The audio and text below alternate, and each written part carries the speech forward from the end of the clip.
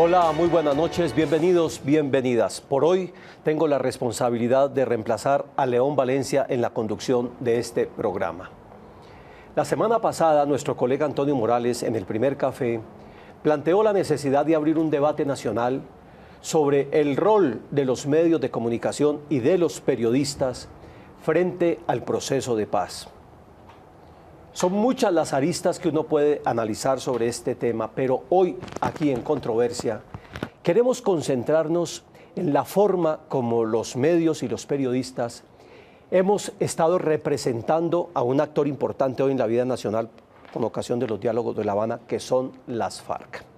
Para meterle la mirada a ese tema, hemos invitado hoy a colegas periodistas que han trabajado, tienen en común el tema del conflicto durante muchos años. En primer lugar, les presento a César Molinares. Él es hoy investigador del Centro Nacional de Memoria Histórica y colaborador del portal en internet verdadabierta.com. También Gloria Castrillón, editora de investigaciones de la revista Cromos, que tiene la particularidad de haber cubierto durante muchos años el tema del conflicto y sobre todo durante la época del Caguán. Y Mario Morales, que además de periodista y columnista del Espectador, es docente e investigador de la Universidad Javeriana y director del Observatorio de Medios de la Pontificia Universidad Javeriana de Bogotá. Yo quisiera empezar esta reflexión con ustedes trayendo a colación algo que dijimos en el Informe Nacional de Desarrollo Humano del 2013, el conflicto Callejón con Salida, cuando analizábamos justamente el rol de los medios en la solución del conflicto. Y una de las cosas muy particulares que analizábamos allí es la siguiente: los medios simplificamos al extremo, no tenemos matices en la presentación del actor armado. Y generalmente ignoramos que un actor armado como las FARC tiene varias caras al mismo tiempo, varias dimensiones. Una, son un proyecto político. Hacia muchos no nos guste o creamos que no lo es, pero ellos se sienten un proyecto político. Son un aparato militar. Son un actor en los conflictos sociales en las regiones donde tienen preponderancia. Son cazadores de rentas, lo explica bien el interés que tienen en minería, en narcotráfico y demás. Son un modo de vida para mucha gente, no tienen sino opción de vida de vincularse al grupo armado. Son un poder territorial porque participan en la gestión de muchos conflictos locales y obviamente son autores de violencias degradadas a los extremos que todos conocemos. Pero generalmente la representación mediática, ustedes me corrigen si estoy equivocado, de las FARC ha sido excesivamente centrada en sus actos violentos, en la FARC como un aparato militar que hace daño, olvidando las otras dimensiones. Sobre eso, ¿ustedes qué tendrían que decir? Bueno, yo creo que primero, creo que es muy acertado todo lo que has dicho y te redondearía una parte que también yo creo que el país y los medios de comunicación se han quedado estancados en la Guerra Fría. O sea, la Guerra Fría terminó en 1989 con la caída del muro de Berlín y en 1991 con la caída de la Unión Soviética. Y nosotros no superamos nunca esa Guerra Fría. Nos quedamos en esos dos opuestos entre que si la izquierda y la derecha eran malas y nunca los vimos como una opción de poder legítima. O sea, la izquierda, no la izquierda armada. Entonces yo creo que ahí creo que quedamos estancados los medios de comunicación en contar al país que se había superado esa Guerra Fría y la Guerra Fría siguió en Colombia. Siguió estigmatizando a partidos políticos, movimientos sociales, bueno, todos los etcéteras de las estigmatizaciones que vienen de la Guerra Fría, y todavía nosotros seguimos hablando del socialismo como una amenaza cuando uno ve países en Europa, en Latinoamérica que han optado por regímenes socialistas, y aquí todavía nos da miedo los extremos, digamos, la extrema izquierda o la extrema derecha, no sé si la hayamos vivido, pero en cierta manera creo que parte del miedo es que no hemos reconocido que hay otros actores políticos que necesariamente tienen que tener voz, y eso pasa con la guerrilla. Incluyendo esa visión, Gloria. Pues es que eso sí que nos tocó duro a los periodistas que tuvimos que ir al Caguán, porque creo que el país no conocía a las FARC, el país en general no sabíamos qué eran las FARC. Desde el año 82, 84, cuando se hizo el proceso de paz con Betancur, que entre otras cosas la cobertura mediática claramente fue muy diferente por tecnología y todas estas cosas, y nos toca a unos periodistas por azar de la vida, porque no hubo ninguna preparación, no hubo absolutamente nada de por medio que mediara a que los periodistas teníamos que ir al Caguán. Nos desembarcamos en un avión y nos encontramos con unos señores armados, uniformados, ejerciendo el poder porque el gobierno, el Estado les había dado en ese momento 42.000 kilómetros de despeje y ellos ejercían el poder y nosotros teníamos que llegar allá a sacar noticia. Ese choque fue violento para todos, fue violento para nosotros que teníamos que sacar noticia, insisto, de un actor armado. Y siempre yo creo que toda la vida durante estos 60 años nos han vendido el cuento y no lo hemos comido de que las FARC son el principal problema del país y el único. Entonces, llegar allá a tratar, digamos, de cubrir un proceso de paz que nadie entendía, o sea, en realidad el país en ese momento no entendía de qué dimensiones era el asunto. Lo que sí sabíamos era que efectivamente las FARC, como tú lo mencionaste en algún momento, era un grupo que estaba muy empoderado. Por todas las acciones militares que precedieron esa sentada en la mesa con el gobierno de Andrés Pastrana, todos presentíamos que las FARC iban a tomar el poder. Digamos, ese era el imaginario, las FARC se pueden llegar a tomar el poder, porque llegaban a tomarse instalaciones militares durante largas horas, varios días, y pues demostraron un poderío militar que fue indiscutible, pues tomaban de prisioneros 60 militares en una sola acción armada y podían copar y quedarse con una capital de departamento como lo hicieron en algún momento, que fue Mitú. Entonces todo esto, efectivamente ahí sí que lo vimos. Y realmente cuando nos dimos cuenta los periodistas de que habían unos seres humanos allá, de carne y hueso, que tenían unas propuestas políticas independientemente si nos gustaran o no, ese choque fue muy brutal, a eso me refiero, fue muy fuerte. Y ahí ya tuvimos que todos empezar a conocernos. Las FARC tampoco sabían cómo funcionaba el país, no tenían ni idea cómo funcionaban los medios y fue una interrelación de empezar a conocernos, porque para ellos todos los periodistas éramos miembros de una oligarquía que estaba en contra de ellos y que durante todos estos años los habían silenciado. Entonces fue una cosa, y creo que esto que yo te estoy relatando muestra efectivamente que eso que tú estás contando fue completamente cierto y ha sido todavía así. Esa transición, Mario, en el imaginario de un grupo que venía militarmente muy fuerte, sobre todo durante el gobierno de Samper, y estas tomas de Miraflores, de Patascoy y demás, que se van armados a una mesa de negociación en el Caguán, que de alguna manera ya estaban ejerciendo un rol, digamos, claramente político, de negociación con un Estado, donde estaba la comunidad internacional, incluidos los Estados Unidos y todo, habría necesitado de una transición para entender esa combinación de las formas de lucha que se representaban en los medios allí, con un tipo armado como Joaquín Gómez o como el propio Marulanda o Raúl Reyes, haciendo negociación política. Eso pudo ser una cosa catastrófica para la construcción de imaginarios que no entendían cómo se jugaba una cosa con la otra. Y yo creo que, digamos, en medio de todos esos movimientos dispares, un poco lo que sucede es que la irrupción de cada cambio de ideología y de cada cambio de propaganda política a cargo del gobierno de turno logró que el periodismo se quedara en dos opciones. En una, arrinconado, silencioso, a la espera de los comunicados oficiales y demás, y la otra, el que decidió ir al cubrimiento del conflicto. Pero creo que la propaganda política fue lo suficientemente fuerte en los años de Samper y fue lo suficientemente fuerte en los años de Pastrana y mucho más en los años de Uribe, que logró permear las prácticas y las rutinas periodísticas. Y eso es evidente en este sentido. Creo que no hubo una década en el periodismo colombiano más diagnosticada sobre el quehacer y autodiagnosticada sobre el quehacer que la de los 90. No hubo una época en la que existieran más talleres, más agremiaciones y más capacitaciones que sobre el cubrimiento del conflicto.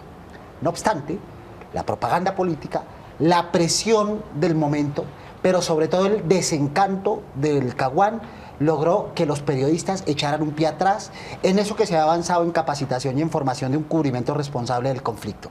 Y de hablar de un cubrimiento responsable y de hechos de paz, hubo un regreso, muy particularmente cuando el presidente Uribe, a partir del 2002, impide que los periodistas estén en las zonas rojas. Y dice que en su momento, por salvaguardar la integridad del periodista.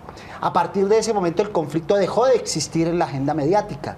Y el país y los periodistas nuevamente nos distanciamos del fenómeno guerra y nuevamente nos distanciamos del fenómeno paz. Y hubo un factor colateral, que fue el derribamiento de las Torres Gemelas el 11 de septiembre de 2001.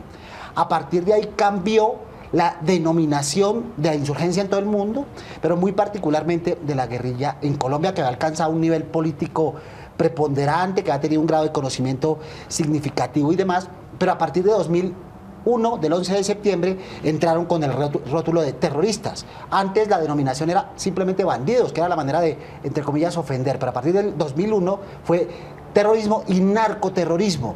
Y la prensa compró, ante la imposibilidad de asistir al cubrimiento efectivo en el terreno, compró esa denominación y segregó esa posibilidad de conocer un movimiento en medio de los crímenes, en medio de la violencia, pero también en medio de sus lógicas, en medio de sus dinámicas y en medio de sus propuestas, para haber entendido por qué falló el proceso del Caguán, porque el proceso del Caguán falló por culpa de las FARC, pero también falló por las dinámicas gubernamentales, por la propaganda política y por el momento que está viviendo el planeta en ese momento. Retomo entonces el planteamiento inicial. Las FARC son una organización compleja y las hemos simplificado.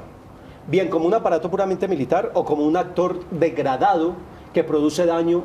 ¿Y qué tipo de daño? Un daño brutal sobre muchos seres humanos en este país. En ese contacto, Gloria, que tú mencionabas ahora, de enfrentarse cara a cara con alguien que uno veía por allá en la selva, que uno no conocía, de dialogar con ellos, ¿qué tipo como de reflexiones recuerdas que te empezaste a hacer y hoy tienes claras sobre la necesidad de entender a un actor armado en todas sus complejidades sociales, culturales, individuales, territoriales? Pues básicamente primero mirar de quién está compuesto ese ejército. Yo insisto, nosotros no sabíamos muy bien quiénes eran las FARC. Entonces cuando tú llegas a hablar y te encuentras con la tropa y descubres que casi el 40% son mujeres, y para mí eso fue como mujer un choque también muy fuerte. Claro. Y como mujer empiezo yo a hablar con esas mujeres. Empezamos a hablar de los temas que hablan las mujeres. Y toco este tema porque para mí es particularmente sensible y me parece que es un tema que ha estado invisible. Justamente ahorita se habla mucho del tema de los derechos sexuales y reproductivos de las mujeres combatientes de las FARC, pero miramos apenas un pedazo, que sí es cierto que hay unas violaciones de derechos humanos a estas mujeres, pero no miramos, insisto, quiénes son los que están allá adentro. Entonces, cuando tú descubres que el 90% de ese ejército son muchachos, niños y niñas, la mayoría menores de edad, y te pones a hablar con ellos en calma, sin buscar noticias, sino sencillamente como seres humanos, y empiezas a descubrir por qué se metieron allá. Y entonces termina uno concluyendo: la gran mayoría está allá sencillamente porque no tuvieron otra opción.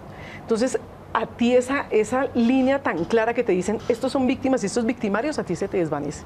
Y tú empiezas a cuestionarte si eran victimarios solamente o en qué momento fueron víctimas. La mayoría de las niñas con las que uno habla y de los niños han tenido maltratos en su casa. La mayoría de las niñas algún tipo de maltrato sexual. Cero oportunidades para estudiar. Sobre todo las niñas están relegadas completamente a unos papeles que ya sabemos cuáles son en esta sociedad patriarcal y machista. Y entonces, cuando solamente ven pasar a un actor armado, que es ilegal, porque la visión del ejército que tienen en la mayoría de esas zonas es muy negativa. Así es. Pero el actor armado es el que efectivamente tiene poder regional, muchas veces sustituye a la justicia, que fue lo que vimos, y es lo único que ven, y a la niña le ofrecen, o al muchacho le ofrecen que la mejor manera de emanciparse y de salir de esa situación, ese sin salida, es porte uniforme, porte fusil, que eso aquí no es tan malo.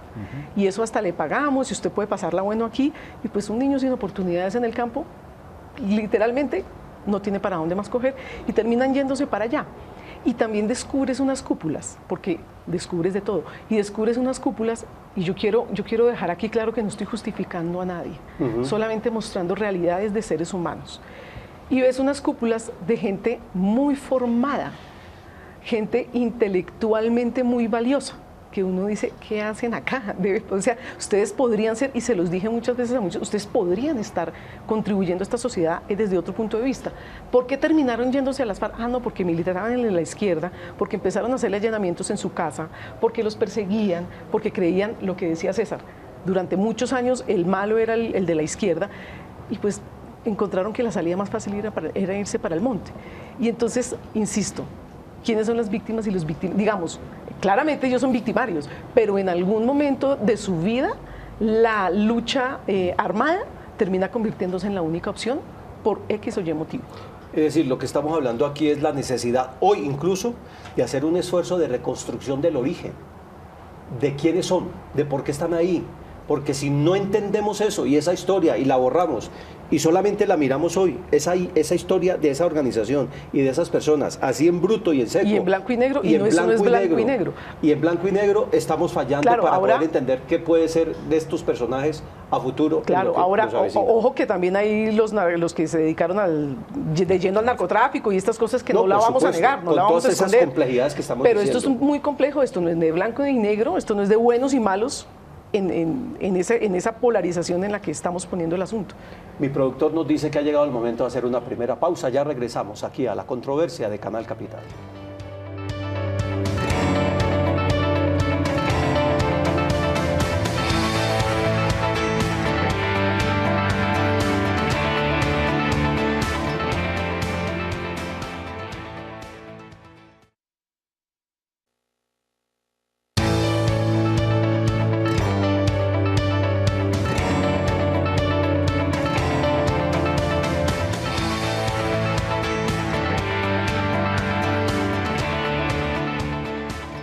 De Hernando Gómez Buendía hemos aprendido la comprensión de que los sucesos del Caguán constituyen sin duda el escenario en el cual se produce la mayor deslegitimación de las FARC como un actor político. El sentimiento de indignación, de rabia y la sensación de que las FARC se habían burlado del país constituyeron, dice Hernando Gómez Buendía en muchos de sus escritos, sin duda una enorme derrota política para las FARC. Y eso, la rabia nacional contra las FARC, es lo que constituye el principal factor que explica la elección de Álvaro Uribe Vélez. Y creemos que ese periodo, lo planteo como una hipótesis, es el periodo en el cual se constituye la mayor simplificación de todas las que se han podido dar de las FARC como un actor armado, cuando quedan con el rótulo aquí de narcoterroristas e inscritos como un objeto militar que merece ser aplastado en la lucha mundial contra el terrorismo que lidera George Bush, que tú mencionabas a propósito de los episodios tristes y trágicos del 11 de septiembre de 2001. Sobre ese escenario, ¿qué reflexión nos puedes aportar, César Molinares? Bueno, Carlos, lo que decía ahorita Gloria un poco de ese periodo de la negociación del Caguán, el rezago o la herencia que le deja Uribe es un poco que las FARC tampoco se ayudan, cometen muchos, digamos, además de las tomas guerrilleras a las bases militares, los secuestros a los policías, secuestros a la población civil. Se disparó el secuestro entre 1998 y 2002, que básicamente le da el pie para que Uribe llegue a la presidencia. Eso lo aprovecha Uribe, no sé si como una estrategia para encasillarlos en que ya casi que lo poco que tenían políticamente activo o políticamente en la opinión pública lo reduce a unos terroristas que secuestran. Entonces, si hay algo que le dolió a la opinión o al colombiano del común era ver tanta gente secuestrada, el drama de los policías en esos campos de concentración. Eso hizo que Uribe aprovechara para reducir a la FARC a un movimiento narcoterrorista y por ende también encasillar a todo el que fuera de izquierda en esa misma estigmatización. Yo creo que ahí perdió el país porque obviamente, digamos, tanto la FARC nos ayudaron como Uribe terminó haciendo un revuelto dañino para ambientar cualquier proceso de paz, que yo creo que ese es como lo que hoy está viviendo el país cuando se ven las encuestas de opinión, que si la gente le da el beneficio de la duda o el beneficio de que la FARC puedan entrar a la política. Entonces ya la gente piensa en que la FARC debe ser encarcelada 50, 60 años y no los ven como un actor político, ni ven a la izquierda como una opción. Entonces, y también yo creo que el periodismo, entrando al tema del periodismo, el periodismo compró también muchos periodistas, yo creo que obviamente siguiendo con esa ola de indignación, porque fue una indignación nacional. Yo no voy a decir que la gente se subió en esa ola porque porque eran de derechas o porque eran, sino porque la gente estaba indignada. Yo creo que, o sea, yo recuerdo cuando el secuestro de la María, la gente se indignó, o sea, y la gente salía a marchar y salía a protestar. Contra el secuestro y el no más, Claro, todo aquello. todo eso influenció, o sea, ese mal capital político que tiene hoy la FARC no es consecuencia del azar. Mario. Yo creo que ahí, recogiendo un poco lo que han dicho Gloria y César, el asunto es de encuadre, digamos, donde se ubicó el periodismo para narrar el conflicto. Y se ubicó un poco siguiendo esta teoría de Galtung sobre comunicación y paz, el teórico de Johan Galtung, se ubicó en la lógica de la guerra, ¿verdad? Y se ubicó en la lógica de la guerra en un gobierno que empujaba la guerra, procuraba la guerra y hacía la guerra. En cosas significantes como por ejemplo el conteo de cuerpos, ya no más narrativas de combates, de rostros, de víctimas, sino conteo de cuerpos.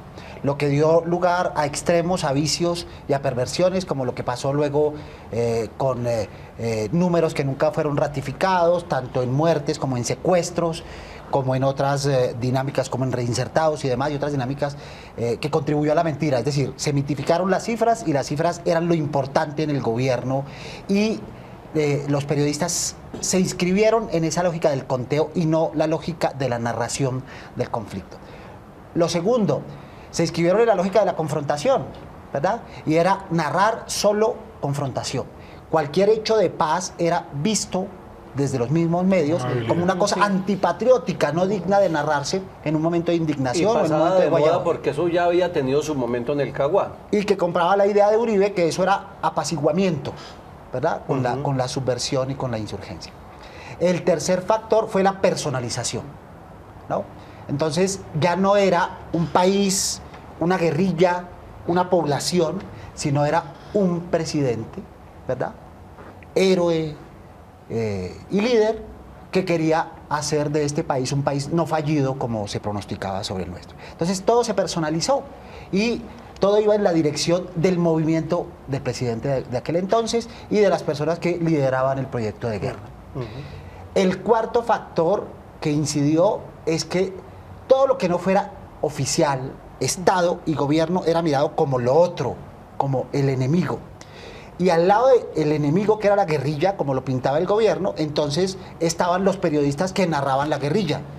Yo recuerdo una narración de Plinio Apuleyo en Lecturas Dominicales, a la cual reaccionamos varios en su momento y después Roberto Posada García Peña nos permitió contarlo, donde pusieron en la picota Gloria porque pudo entrevistar a los periodistas bañándose, a los guerrilleros bañándose en el río y hablando de naturaleza y hablando de ecología. Y entonces Plinio se quejaba de este tipo de periodismo que desdibujaba la imagen guerrerista de la insurgencia y del malvado. Y del malvado y del malo más enemigo. malo. Entonces, no era posible matizar, ¿no?, la vida de la insurgencia y de la guerra con una narración como la que tú hiciste para la revista Cromos, y entonces en el mismo saco de la insurgencia entraron los periodistas, después los defensores de derechos humanos y después la sociedad civil, de tal manera que quedó todo como un enemigo frente al Estado que lideraba la guerra. César, tu acotación pero brevemente una para cosa escuchar el breve, aporte pero de Gloria. también ha habido ejemplos de que no hubo estigmatización con los periodistas que entrevistaron a los paramilitares y que terminaron justificando matanzas como la del Salado, por ejemplo, que es una anécdota muy célebre de que mientras estaba ocurriendo la masacre del Salado, entrevistaban a Carlos Castaño, que a su vez estaba extendiendo una cortina de humo sobre... Vestido de Ricky Martin. Sí. Es un poco la anécdota de lo que ocurrió con Castaño, ¿no? Claro, ahora te quiero, digamos, hacer una precisión histórica ahora que mencionas ese artículo. Realmente lo que le dolió al gobierno de ese artículo, estoy segura que no fue eso. Les cuento brevemente en qué consistió el artículo. En pleno Plan Patriota, cuyo corazón, ustedes lo saben muy bien, fue en el Putumayo. Yo me fui para el Putumayo, donde estaban concentradas todas las tropas, insisto, Marines de Estados Unidos, a los cuales me encontré en los retenes que tuve que pasar, y entrevisté a Raúl Reyes. ¿Qué fue lo que yo mostré a Raúl Reyes que dolió tanto? Primero, que yo logré pasar la infranqueable frontera esa, porque en ese momento había un ministro que dijo, ellos no duermen 2 noches seguidas en la misma madriguera. En sus guaridas. En sus guaridas. Yo jamás califiqué a nadie. ¿Qué hice? Conté que Raúl Reyes tenía gallinas y tenía marranos. Obviamente, si usted está corriendo no tiene gallinas ni tiene marranos. Y creo que lo que les dolió un poco fue haber entrevistado al segundo hombre más buscado en Colombia, porque el primero en ese momento era Manuel Marulanda Vélez, alias Tiro Fijo, y les dolió un poco que yo hubiera cruzado como periodista esa frontera que era infranqueable y que habían combates todos los días, y demostré que me había quedado 4 días y que estos señores no estaban corriendo. Creo que eso fue lo que dolió, y en ese momento lo que pidieron para mí Plinio Apuleyo y el hoy senador José Obdulio Gaviria fue la cárcel. Me pidieron que me mandaran a la cárcel, porque era antipatriótico que yo entrevistara a los guerrilleros.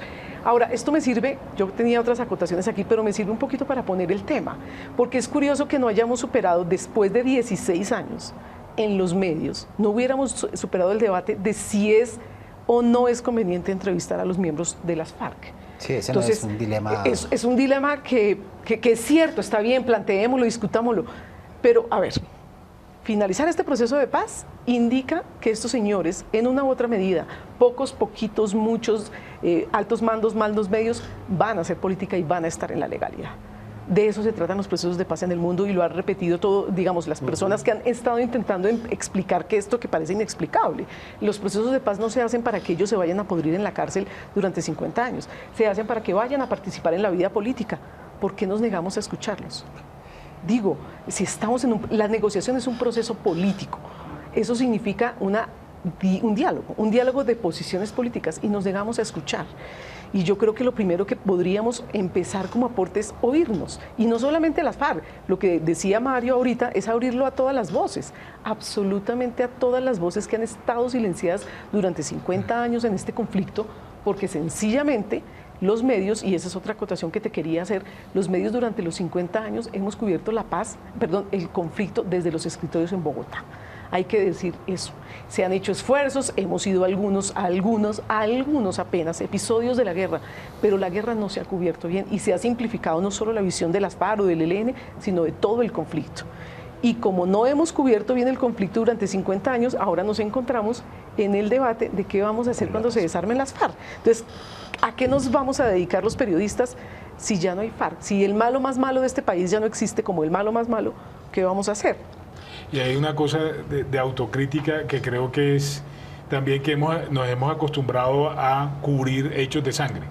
Entonces muchas veces nos quedamos en la superficie viendo los hechos de sangre y no contamos qué hay detrás de esos hechos. No explicamos por qué. Por ejemplo, yo estuve en el Caquetá tratando de entender por qué fue el exterminio del Partido Liberal de Hernando Turbay. Y me encontré no solamente con el exterminio de ese turbayismo, sino que también había un exterminio de la UP y un exterminio también de ciertos sectores conservadores.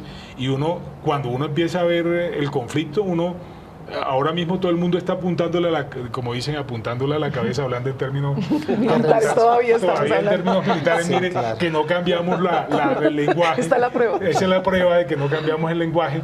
Seguimos viendo por ejemplo, a la FARC como los únicos victimarios.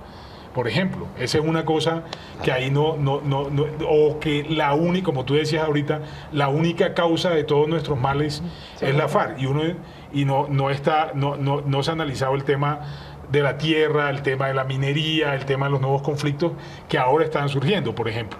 Ese diagnóstico que se hacía hace 15 años sobre el cubrimiento y en los monitoreos que hicimos con Medios para la Paz, comparados con el seguimiento, el monitoreo que estamos haciendo de cómo cubren en este momento los medios nacionales el proceso de paz, uno se encuentra con la enorme sorpresa de que siguen las mismas carencias y siguen exactamente los mismos vacíos, ¿no? Si hay tiempo yo podría enumerar algunos de los hallazgos. Dale rápidamente para ir al próximo corte, Mario. Por favor, enúncialos. El primero, el epicentro en Bogotá, lo decías tú. Las regiones no existen. No existían en el Caguán, no existen ahora. Prima el quién sobre el qué. Es decir, buscamos qué dice la fuente y no qué está pasando. No nos interesan los hechos, sino las reacciones, y entre más confrontacionales, mucho mejor. Que eso también lo señala Johan Galton como una constante en el cubrimiento. Permanente. Mostramos siempre los contrastes y los extremos y no los matices y las cosas intermedias. Ni los encuentros. Y conciliación y los encuentros. Lo otro, el unifuentismo, que sigue siendo un mal endémico del periodismo. Y oficial. Y oficial. El oficialismo y el machismo, ¿verdad? La narración de la guerra es absolutamente machista. Si nosotros vemos este proceso de paz, la única vez que aparecen las mujeres aparece desde la perspectiva lai, ¿no? Y es en el catamarán, el presunto noviazgo de la holandesa, la manera como viste la holandesa, la manera como baila la holandesa y la belleza de la holandesa. Pero no es tomada ni como combatiente, ni como parte estructural de la guerrilla, político. Ni como un sujeto político, ¿verdad? ¿Qué hemos encontrado? Que las narrativas se han rutinizado, comienzan y terminan de la misma manera, utilizando excesivamente las cifras, utilizando excesivamente los comunicados oficiales, utilizando excesivamente los comentarios de las fuentes. Nosotros miramos quiénes aparecen en las narraciones hace 15 años y ahora, y son exactamente el presidente, el ministro de Defensa, y en la misma dialéctica entre presidente y ministro de Defensa, y las fuentes oficiales. De vez en cuando los voceros de la guerrilla, y entonces hay rasgadura de vestiduras, porque entonces la guerrilla no tiene por qué hablar en un conflicto. Es decir, casi que la sociedad le dice a la guerrilla: usted solo habla con la violencia, no tiene derecho a hablar con las palabras. Limitarlos en las expresiones periodísticas y en las manifestaciones sobre el país es arrinconarlos a expresarse de una manera no natural como es la violencia. Había muchas más cosas, pero esperemos tener más tiempo. Dos más rapidito. Bien. Muy pocas voces. Muy pocas voces. Muy pocas voces. Las víctimas aparecen en el 1% de las narraciones. En el 1% de las narraciones. ¿Y cómo aparecen, no? ¿Y cómo aparecen? Normalmente aparecen revictimizadas, ¿verdad? Sin dignidad, ¿verdad? No dignificadas, no identificadas, sin rostro y normalmente cuantificadas. ¿Y la última, para ir al corte? La última, compramos el lenguaje de las fuentes, y particularmente de las fuentes guerreristas. Yo te voy a agregar no hay investigación. No hay investigación y no nos vamos al campo, in situ, donde está el conflicto. Ahora lo que toca es ver qué vamos a hacer entonces después. Todo está poniendo bueno, yo creo que hay muchas cosas provocadoras. Ustedes que están en Twitter, por ejemplo, sería chévere que de pronto nos compartan un comentario y ahora lo leemos aquí. ¿Qué les parece? Volvemos en un momentito.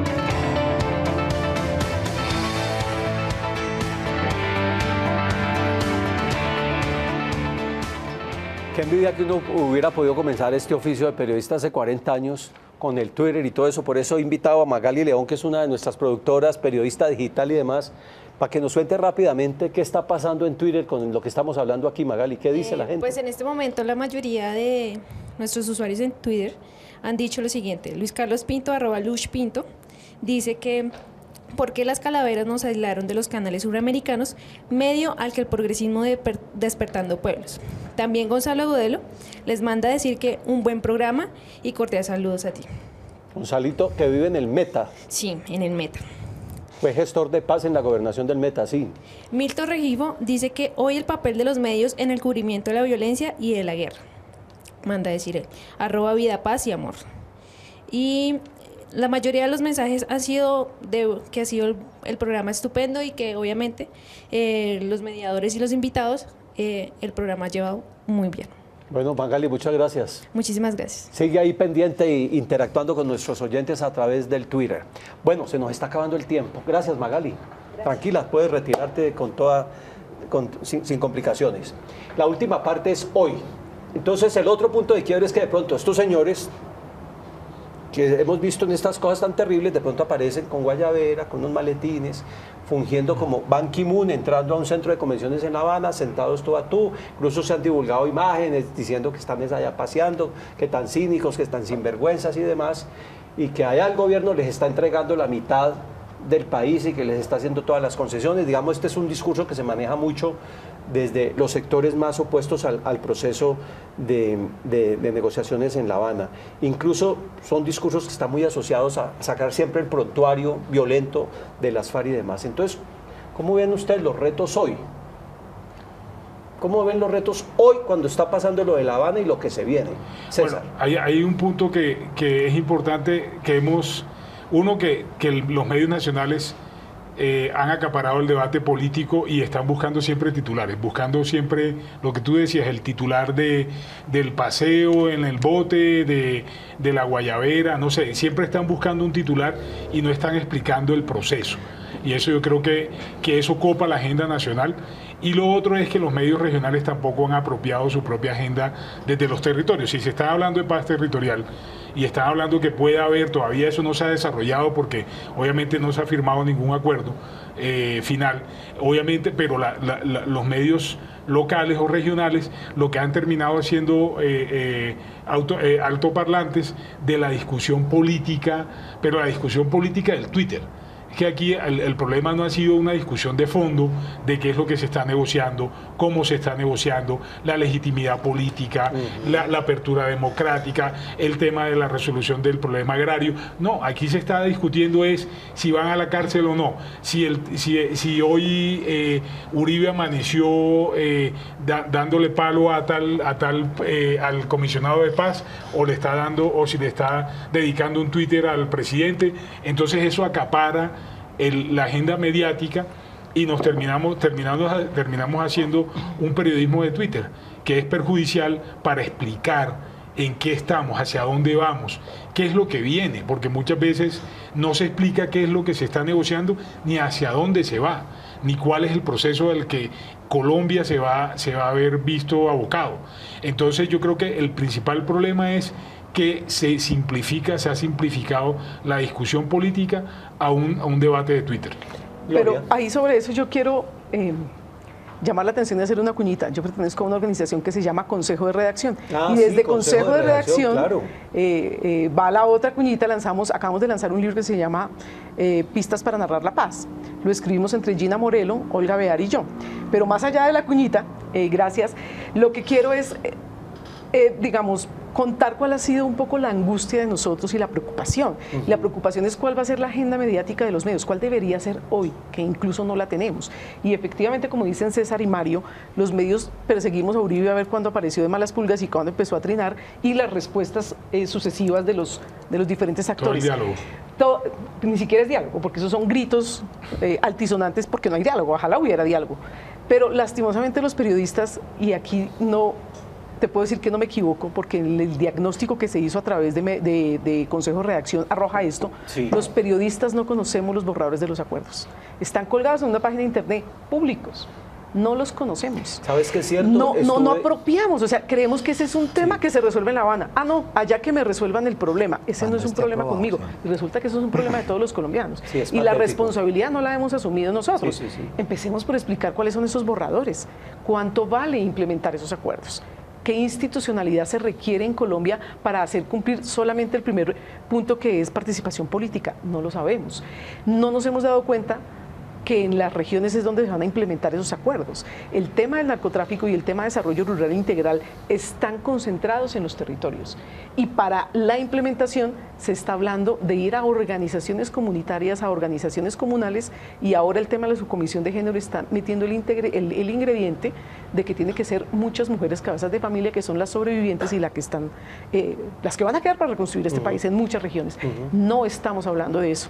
No estamos preguntándonos cómo están los diagnósticos regionales, y efectivamente, como dice César, los medios regionales también ahí creo que se están quedando cortos, porque nos quedamos en contar fragmentos del conflicto, porque ni siquiera lo hemos contado todo. No hemos ayudado a explicar por qué es el conflicto, qué ha pasado en cada una de nuestras regiones. César, rápidamente para darle la palabra a No, y hay un tema ahí muy importante en los acuerdos, que es el tema de la libertad de expresión, por ejemplo. Y ahí es no nos hemos dado cuenta. No nos hemos dado cuenta que es vital dentro de esto. Y lo que estamos haciendo es todavía cerrar mucho más los canales para los sectores, incluso para la oposición. O sea, yo escucho mucho una opinadora en la mañana que dice que es necesario que se abran los medios de comunicación a expresiones que nunca han tenido voces. Y eso está dentro de los acuerdos. Y lo que estamos haciendo es todo lo contrario. En aras de hacer justicia un poco con el cubrimiento, mencionemos que ha mejorado, ¿verdad? Sí, porque claro, también no es nos bueno demos por- tan duro. porque no nos demos tan duro, porque Está bien, no nos puede demos ser tan Pero tan- sabes tan que es bueno relativo. que de verdad metamos esto, porque de pronto somos demasiado injustos, porque ha habido aportes de todos los Sí, sectores, sí. incluyendo lo de los grandes medios, Sí, a claro. los que les solemos dar tanto palo. Sí, también han hecho aportes. Se han hecho Entonces, cosas, chévere que nos ayudes a ver cosas eso. que son que ayudan a reivindicar un poco, digamos, este proceso de recapacitación del ejercicio del periodismo en el cubrimiento del proceso de paz. Digamos que el proceso ha sido un poco como, desde el momento en que se anuncia que hay diálogos, ha sido primero un proceso de incredulidad, ¿verdad?, de los medios, después un proceso de escepticismo, ¿verdad?, Incredulidad, escepticismo. después un Ajá. proceso de cautela de los medios, Ajá. y hemos pasado paulatinamente de un moderado pesimismo, que también existe, Ajá. a un moderado Moderado optimismo. optimismo. Miren que hay un dato bien interesante que hablábamos con César Caballero la semana pasada de cifras y conceptos. Dice una encuesta, y eso está debidamente verificado, que lo que hoy piensan los colombianos en las encuestas, lo que hoy piensa la sociedad colombiana, era lo mismo que pensaban los líderes de opinión hace 3 años. Y esa es una excelente noticia, ¿verdad? Porque significa que de algo han servido los discursos pro paz, que primero se implantaron en el columnismo y que paulatinamente se han ido extendiendo a la redacción y que hoy han llegado a las audiencias.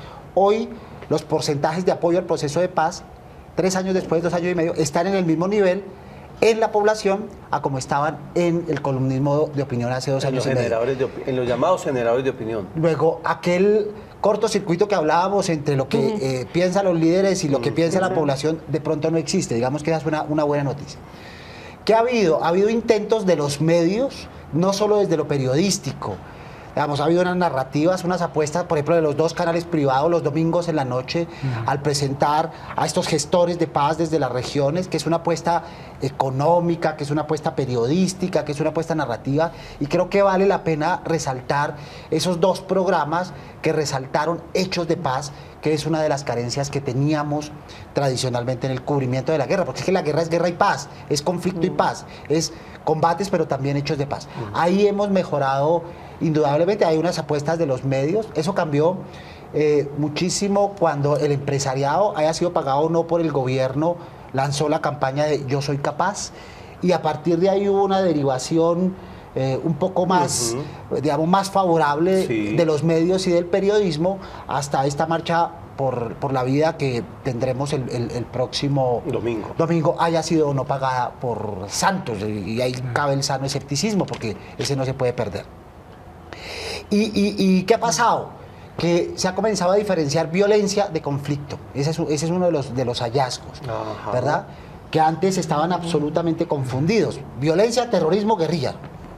Ya se está diferenciando, se está comenzando a diferenciar cuándo son actos de violencia, ¿verdad?, cuándo son actos de conflicto. Pasó en los atentados del occidente del país, hubo mesura en el periodismo antes de asignarlos, como se hacía velozmente, a la insurgencia, a la guerrilla. Un momentico, de quién se trata, quiénes fueron los autores, y efectivamente no era fruto del conflicto, sino fruto de la delincuencia común. Hemos comenzado a diferenciarlos. Hemos comenzado a narrar en otros géneros.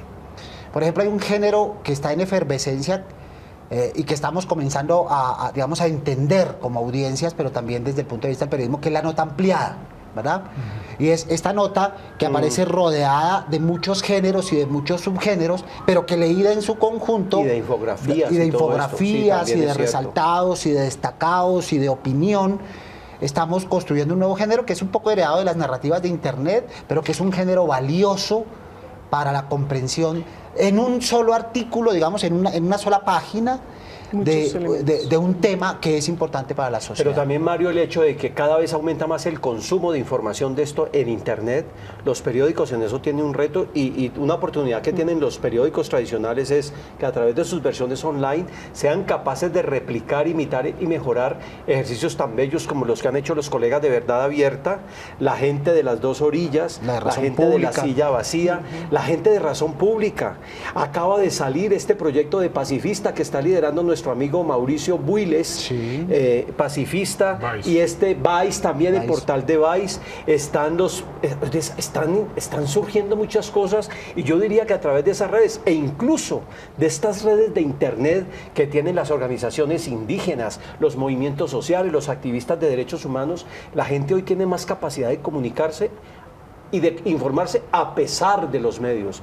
Y yo a ratos tengo como la sospecha que los medios no se han pillado eso y la gente se está informando, gracias a Dios, y lo digo en el buen sentido de la palabra, a pesar de los medios. Pero me ahí- equivoco. No, Carlos, es y pero hay una cosa que yo sí le da, que digamos que yo he estado haciendo en los últimos 4 o 5 años talleres con periodistas regionales. Y hay una cuestión que es, una cosa es lo que tú decías, la narración desde el centro, también Gloria lo decía, y otra cosa es lo de que no nos, digamos que no ha habido, y hay una crítica de apoyo hacia que los medios regionales también cuenten qué es lo que está pasando en su localidad, utilizando el periodismo de proximidad, viendo cuáles son sus conflictos locales, explicando cuáles son los intereses que hay detrás y eso no lo están haciendo. Un último aporte tuyo, porque ¿cómo te parece que se nos acabó el tiempo, Gloria querida? Yo lo que quiero dejar como entre el tintero y como reflexión es que los medios debemos empezar a preguntarnos cómo vamos a empezar a reconstruir la memoria histórica. En algún momento este proceso nos va a dejar un proceso de justicia transicional que todavía no sabemos cómo va a ser. En algún momento esas personas que están allá, los miembros de las FARC, van a contar su verdad. ¿Qué vamos a hacer los medios con esa verdad? ¿Cómo la vamos a transformar o cómo la vamos a utilizar para armar un rompecabezas y explicar y realmente hacer memoria? Que es lo importante de estos procesos de paz en el mundo, es hacer memoria para evitar la repetición, garantizar la no repetición. Y otra cosa que yo quiero dejar, otro punto adicional aparte pues de la discusión de los temas regionales, es cómo hemos estigmatizado desde los medios y desde los opinadores y desde el mismo Estado a muchas comunidades que van a quedar muy desprotegidas ahora, porque siempre las miramos como cunas de guerrilleros, como cunas de las FARC, zonas históricas de las FARC. ¿Qué va a pasar con esas comunidades ahora que ya en teoría no van a tener esa protección que durante muchos años supuestamente tuvieron con ese actor armado? Como ustedes se dan cuenta, queridos y queridas televidentes, esto da para largo. Seguramente tendremos que volver en este espacio de controversia que dirige León Valencia, en el Primer Café y en el noticiario del Canal Capital sobre estos temas, porque hay mucha tela de dónde cortar. Y necesitamos un ejercicio retrospectivo, pero también prospectivo, desde todos los actores que estamos involucrados en esto, incluyéndonos, por supuesto, los periodistas y los medios de comunicación. A ustedes muchas gracias por su atención y les esperamos aquí mañana en Controversia, mañana nuevamente y afortunadamente con nuestro querido amigo León Valencia. Gracias y buenas noches para todos y todas.